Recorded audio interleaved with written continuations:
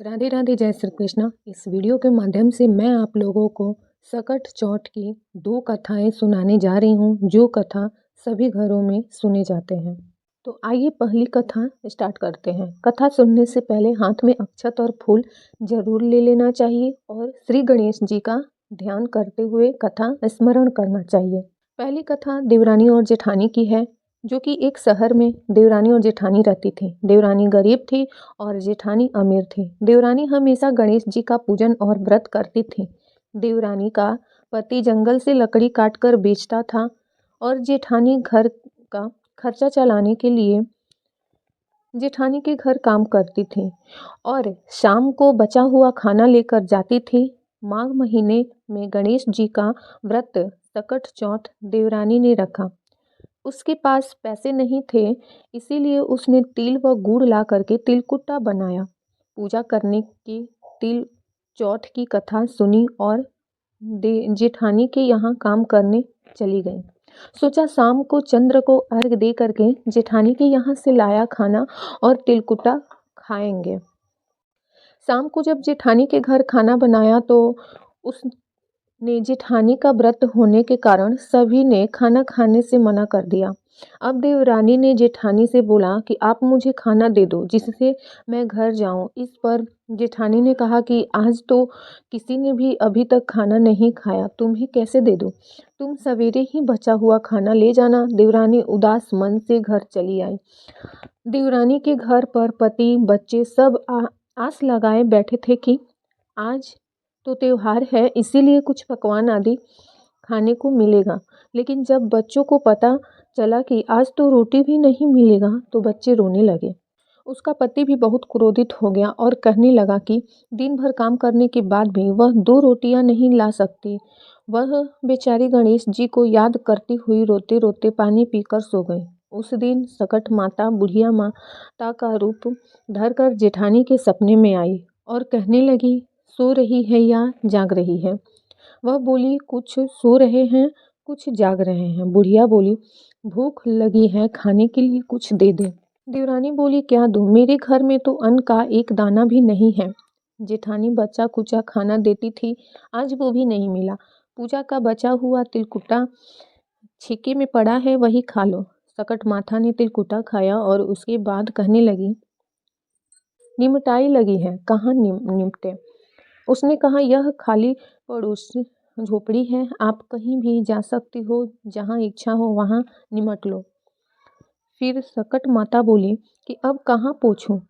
अब देवरानी को बहुत गुस्सा आया कि उन्हें कब से परेशान किए जा रहा है। सो बोली कि मेरी साड़ी से पूछ लो। देवरानी जब सुबह उठी तो वह देखकर हैरान रह गई कि पूजा घर हीरो और मोतियों से जगमगा रहा है। उस दिन देवरानी जेठानी के काम करने नहीं गई। जेठानी ने कुछ देर तो राह देखी, फिर बच्चों को देवरानी को बुलाने भेज दिया। जेठानी ने सोचा कल खाना नहीं दिया था, इसीलिए शायद देवरानी बुरा मान गई है। बच्चे बुलाने गए। देवरानी ने कहा कि बेटा, बहुत दिन तेरी माँ ने माँ के यहाँ काम कर लिया।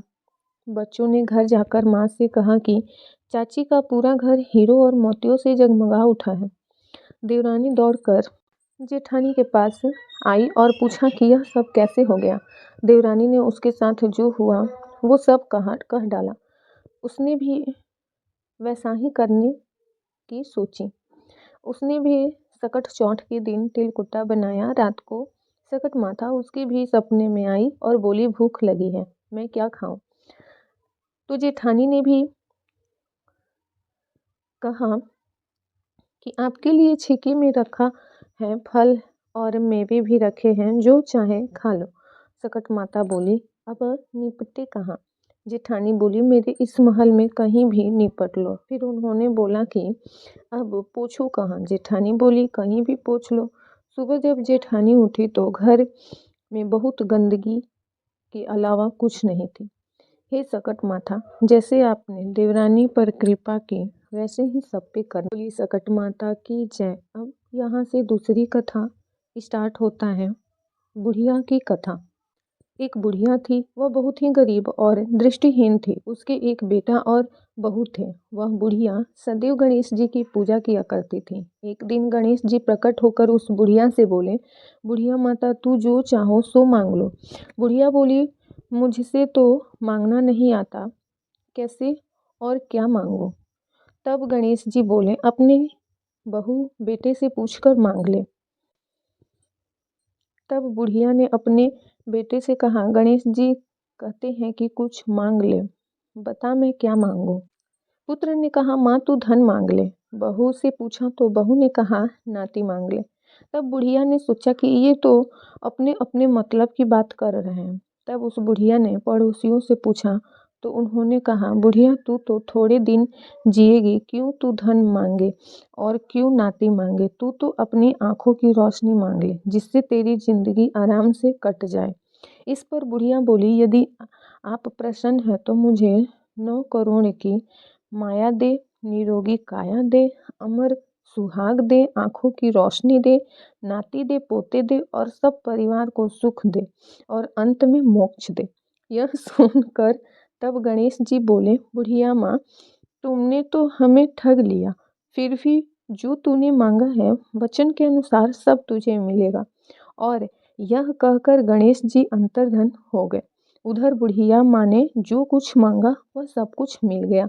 हे गणेश महाराज, जैसे तुमने उस बुढ़िया माँ को सब कुछ दिया वैसे ही सबको देना। यहीं पर कथा समाप्त होती है। तो एक बार बोलिए गणेश भगवान की जय।